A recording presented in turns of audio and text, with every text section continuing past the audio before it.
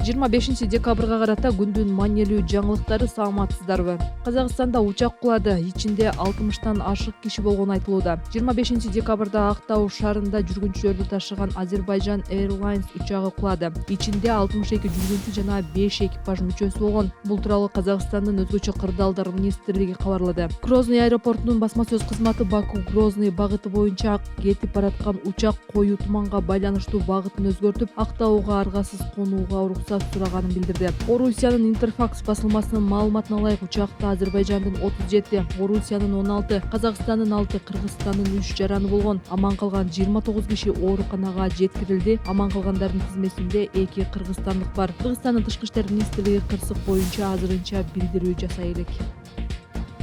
Алып баруучуларга кол көтөргөн Илимбек Исраилов кармалды. Бишкектин Октябрь райондук милициясы алып баруучуларды микрофон менен урган Илимбек Исраилов камакка алынганын билдирди. Кактус медиа басылманын маалыматына ылайык, окуя 22 декабрда Алтын Арашан тойкунасында болгон. Күбөлөр алып баруучуларга кол көтөргөн киши активист Илимбек Исраилов экенин тастыкташкан. Ага карата майда бейбаштык беренеси менен иш козголуп, убактылуу тергөө абагына киргизилди. Илимбек Исраилов Клооп, Азаттык, Кактус медиа басылмаларын жабууну талап кылган митингдерди уюштурган активист катары белгилүү. 2022-жылдагы акцияда ал журналисттерди коркутуп, Азаттык кеңсесин өрттөйм деген. Исраиловдун Мекенчил партиясына байланышы бар кылмыш ишине да катыштыгы бар. Быйыл 5 киши менен бирге бейбаштык жана мыйзамсыз эрктен ажыратуу боюнча кармалган. Президент аларды шуулундар деп атап, сот кийин аларды бошоткон. Бир берене боюнча актап, экинчиси боюнча жабырлануучу дооматтарынан баш тарткан.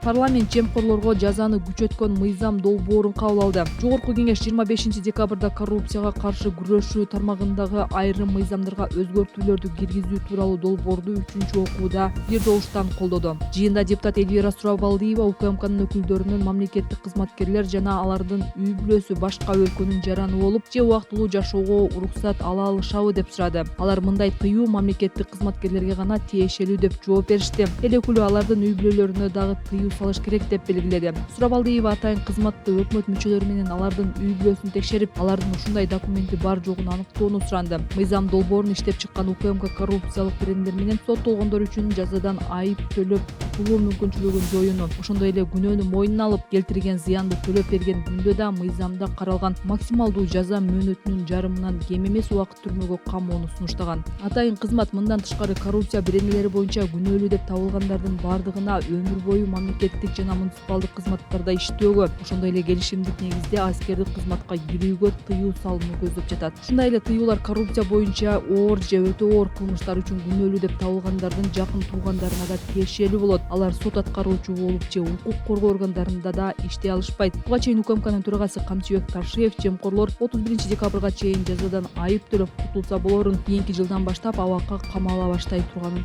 эскерткен. Бишкек дүйнөдөгү абасы эң булганган шаарлардын сап башына чыкты. Дүйнөдөгү абасы кир шаарлардын рейтингин чыгарган World Air уюмунун индексинде Бишкек 1-сапка чыкты. 24 декабрда шаардагы абанын сапаты кооптуу деп бааланууда. Зыяндуу микробөлүкчүлөр менен суюктук тамчыларынын концентрациясы ДССУ сунуштаган PM 2,5 көрсөткүчүнүн орточо жылдык нормасынан 61,7 эсе жогору болууда. Мындай шартта шаардыктарга бет кап тагынуу, терезелерди жабуу жана мүмкүнчүлүк болсо абаны тазалоо жабдууларын иштетүү сунушталат. Октябрда энергетика министри Таалайбек Ибраев быйыл кышында Бишкекте ыш болбой турганын билдирген. Анын айтымында шаардагы абанын булганышынын негизги булактары жоюлган. Мончолор жана дизель менен жүргөн автобустар. Бирок сууктун түшүшү менен Бишкек кайрадан дүйнөдөгү абасы эң кир шаарлардын тизмесинин эң алдыңкы саптарына чыкты. Кийинчерээк экология министрлиги Бишкектеги абанын сапатын өлчөө жабдуулары туура эмес иштей турганын жана так эмес маалыматтарды берерин билдирген.